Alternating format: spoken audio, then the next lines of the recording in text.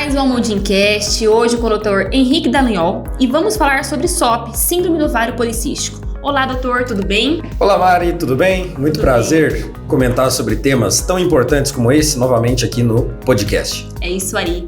Doutor, para começar assim, já esclarecendo, fala para a audiência o que é SOP. Explica a sigla também, por gentileza.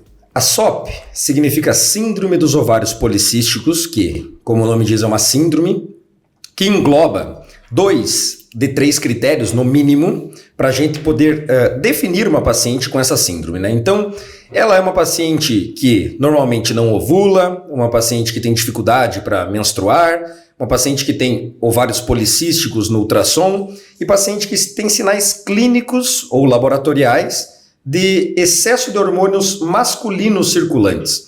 A SOP ela é definida como presença de 2 desses 3 critérios para a gente poder diagnosticá-la. Certo. Doutor, quais são os sintomas? Então, essas pacientes, elas experimentam essa síndrome desde o início da sua vida reprodutiva. Esses ciclos menstruais irregulares, que geralmente justificam a dificuldade que essas pacientes têm de conseguir ter um bebê no futuro, os ovários policísticos no ultrassom, eles são vistos, em grande maioria das vezes, por acaso, e esses sinais de hormônios excessivos circulantes masculinos na mulher se resultam geralmente em pele com muitas espinhas, acneica, mulheres que têm queda de cabelo, alopécia, que a gente chama, e até excesso de pelos, por exemplo, também na região facial e nádegas. Essas pacientes devem ser investigadas e ter esse diagnóstico, porque, veja bem, se a síndrome ela resulta também em infertilidade, e é um dos motivos pelos quais essas mulheres nos procuram em consultório, ela também se reflete muito em aspectos psicológicos nessas pacientes. Então essas mulheres têm um risco aumentado de ter depressão, ansiedade em virtude dessa síndrome. Uau! E o que a SOP causa na mulher, doutor? Veja bem, infertilidade, que é o que nós estamos falando aqui precisamente, seria um dos sintomas e dos sinais mais evidenciados nessa população. Porque veja bem, se uma mulher tem excesso de hormônios circulantes masculinos, ela acaba bloqueando a liberação do seu óvulo todos os meses. Então, a infertilidade, sem dúvida, é um achado muito frequente nessa população. Muito bem. E quais os tratamentos? Existe uma cura? Como que é isso? A SOP, ela nada mais do que genética. A gente consegue explicá-la geneticamente, já sabemos que sequenciando mais de 20 e poucos genes, então veja que existe uma propensão a essa mulher desenvolver quando ela herda determinados genes no seu DNA. Então também é genético. Também é genética. E claro, mudanças dos hábitos de vida, comportamentais também podem aguçar ou não esses sintomas. Sério? Quando Eu sabia que entrava também nesse critério. Claro, então quando a gente está falando da SOP no tratamento propriamente dito, nós vamos tratar o que mais incomoda a paciente. Certo. Por exemplo, se a paciente tem necessidade de menstruar, pode não acreditar, mas tem muitas pacientes que gostam de menstruar. Então a gente pode induzir a menstruação nessas pacientes. Mulheres que têm a pele acneica, com muitas espinhas, a gente pode usar medicações que bloqueiam esses hormônios masculinos. E, propriamente dito, se tratando da reprodução e da infertilidade, a gente começa a tentar induzir esta mulher a liberar os seus óvulos para que então consiga ter um bebê em casa. Uau, eu até ia perguntar, a mulher com SOP, já diagnosticada, em tratamento ou não, ela consegue gestar? Ela pode gestar? E como é isso, se ela gestar? Uma das medidas principais que nós utilizamos para os tratamentos de pacientes com SOP é a perda de peso e mudança dos hábitos de vida. Certo. Já sabe-se que se a mulher perder 10% do seu peso, a gente consegue reestabelecer a menstruação e a ovulação das mulheres em grande maioria delas.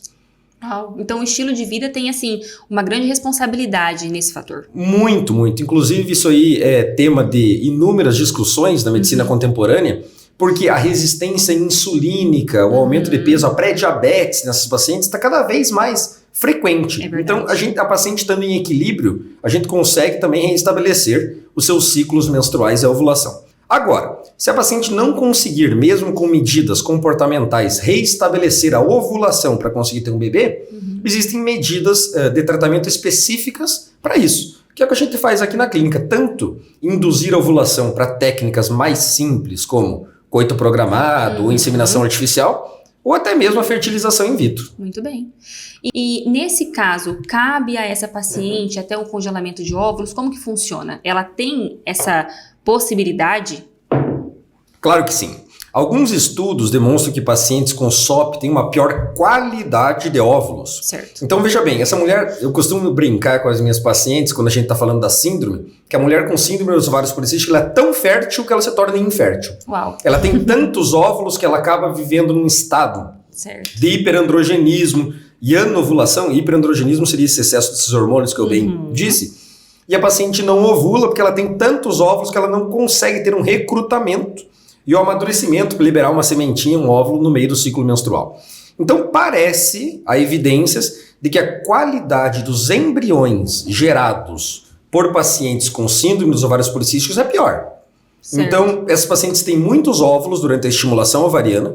Na fertilização in vitro, isso é mais evidente ainda, que a gente estimula para tirar os óvulos. Gente, não é incomum nos depararmos com mulheres que nós temos 20, 30, 40 óvulos numa estimulação só. Uau. Só que, quando fazemos a microinjeção do espermatozoide, que é a fertilização propriamente dita, nós geramos poucos embriões. Por conta da qualidade. Exatamente. Ou embriões de baixa qualidade. Uau. E isso se traduz em baixa taxa de implantação e de gestação, né, desses embriõezinhos. Então veja que, nesse caso, nem sempre quanto mais é melhor. Né? A mulher tem muitos óvulos, mas ela perde a sua qualidade.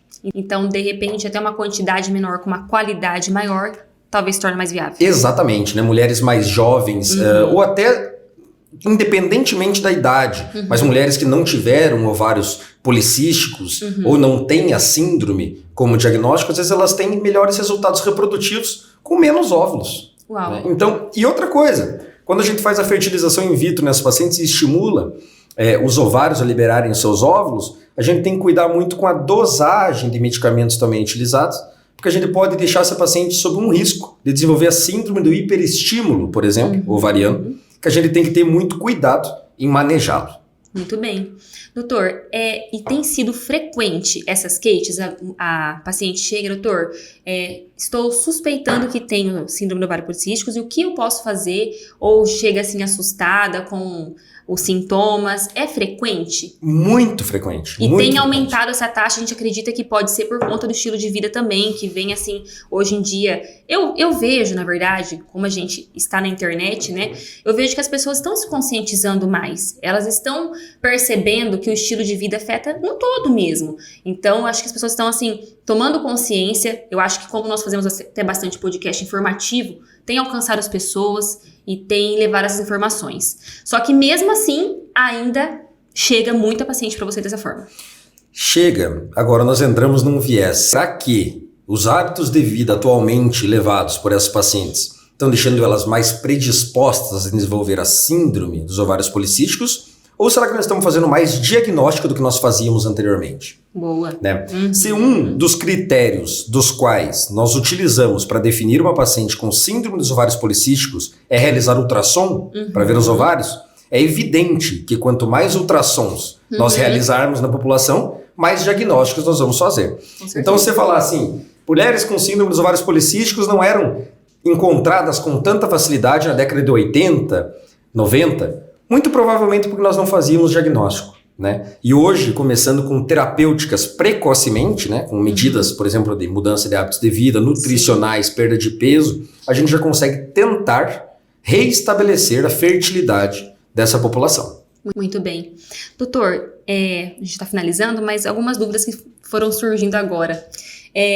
Uma paciente que já gestou, né? Vamos ver se tem essa situação. Já gestou, tem um filho, só que depois dessa gestação ela percebe que ela tem tendência a ter SOP. Existe isso? Ou a pessoa já não... É difícil de gestar? É difícil pelo seguinte, a paciente não desenvolve, via de regra, uma SOP, uma síndrome dos ovários policísticos mais velha. Certo. A paciente que tem síndrome dos ovários policísticos, ela já tem esse quadro desde quando ela ficou mocinha e começou a apresentar os ciclos menstruais.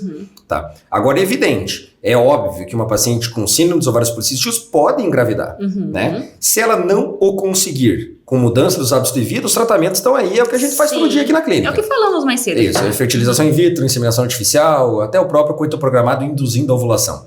Agora, se essas mulheres estão sempre ou quase sempre com resistência insulínica, e é uma das coisas que nós investigamos, que seria uma pré-diabetes, é óbvio que essas pacientes devem ser controladas durante a gestação com um pouquinho mais de carinho e cautela, porque seria um fator de risco também para desenvolver diabetes gestacional, que daí é uma complicação que pode acarretar desfechos ou resultados bem desfavoráveis numa gestação. Sim, muito bem. Então tem todo esse critério, tem todo esse acompanhamento e sempre assim, personalizado, estudado. Lembrando que não existe uma regra, não são todas as pacientes que terão todos os fatores, mas sim, é tudo muito estudado, visto, analisado paciente por paciente para levar a melhor solução para cada uma, o melhor cuidado para cada uma, né, doutor? Claro, personalizado. E vale ressaltar que nós temos a obrigação de diferenciar ovários policísticos da síndrome dos ovários policísticos. Já fala essa diferença para nós.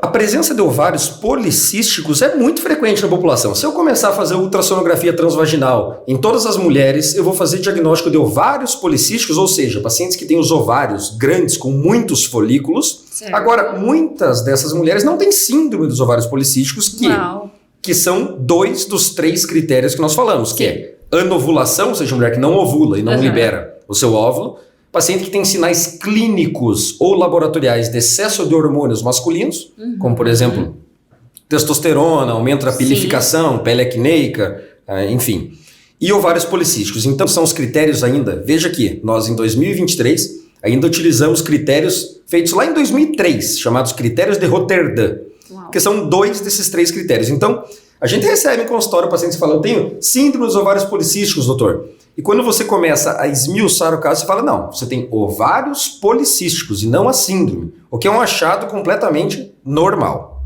Muito bem. Doutor, o senhor mencionou ali excesso de testosterona. Não sei se nós podemos encaixar, mas eu vejo hoje as mulheres buscam a melhor forma possível. E muitas tomam, né, por conta de academia, entra nesse critério aí. Isso atrapalha, isso influencia, isso gera alguma coisa, prejudica ali? Como que é isso? Ou não entra nesses critérios, não tem nada a ver? Isso que você está falando não tem nada a ver com síndrome dos ovários policísticos, porque não tem relação diagnóstica e clínica, mas é evidente que mulheres que usam andrógenos, ou seja, hormônios masculinos para melhorar a performance na academia, halterofilistas, essas pacientes, na grande maioria das vezes, não menstruam e não ovulam. Isso aí que nem atletas de alta performance. Quando você encontra atletas de alta performance, maratonistas, atletas que levam o seu nível fisiológico ao extremo, a grande maioria delas não menstrua. Uau. Não menstrua e não ovula, é evidente. Uau. Então elas apresentam infertilidade. Eu atendo em consultório, não é pouca a frequência de pacientes que me buscam, que falam que não conseguem ter um bebê, e você vai conseguindo esmiuçar o caso. E você conversa, se usa algum tipo de hormônio? Uso hormônio para academia, oxandrolona, uso determinados andrógenos. Por quê? Esses hormônios são produzidos pelo ovário.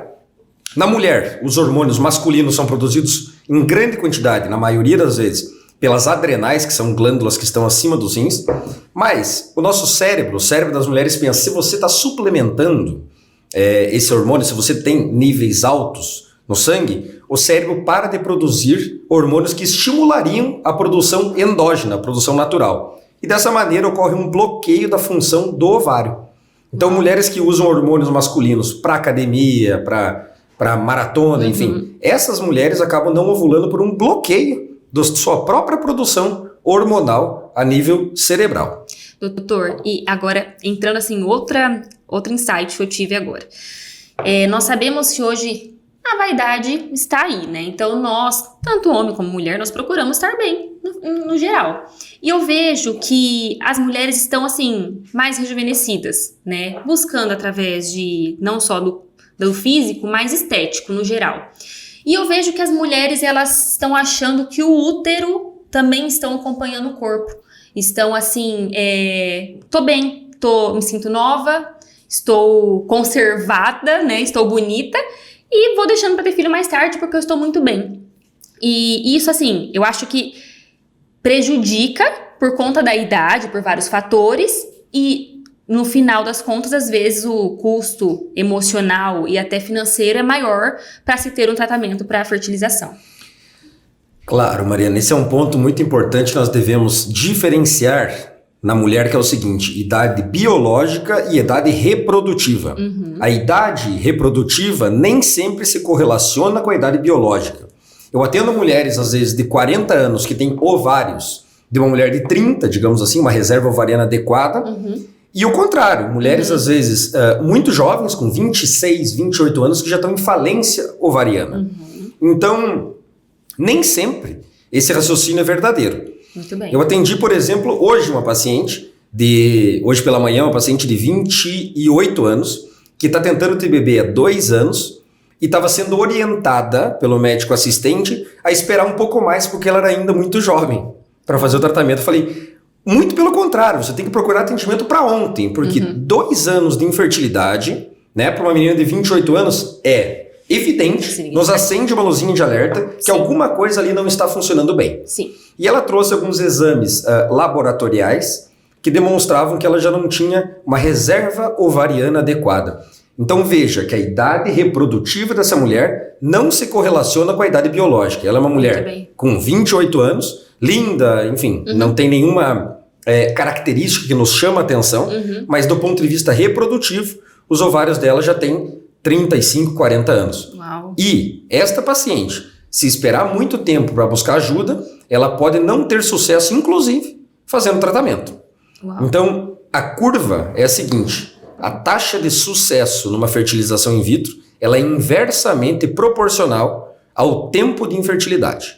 Quanto mais tempo tentando ter um bebê sem conseguir, menor a chance de consegui-lo mesmo com o tratamento. Porque acende uma luzinha de alerta, fala alguma coisa aqui está errada, fisiologicamente, e não dá para esperar. O que você falou, que pode ser que não seja financeiramente até viável aguardar, faz sentido. Porque às vezes uma paciente jovem que poderia se submeter a um congelamento de óvulos, que é um tratamento menos oneroso no que se diz respeito à parte financeira, pode evitar com que essa paciente tenha que fazer inúmeros tratamentos e ciclos completos de fertilização in vitro, que são muito mais caros, evidente, lá no futuro. Então, do ponto de vista psicológico, financeiro, emocional, não tenha dúvidas que procurar ajuda quanto antes é melhor para você ver se existe a correlação não direta entre idade biológica e idade reprodutiva. Uau! Doutor, muito bem, acho que esclarecemos aqui muitas dúvidas, né, sobre a síndrome do ovário policísticos. E eu agradeço mais uma vez aqui a sua disponibilidade. Muito obrigada por todo o esclarecimento e todo o seu conhecimento. Obrigado, eu que agradeço. E sempre que possível estarei aqui para trazer temas importantes como esse. Um abraço a todos. É isso aí, muito obrigada.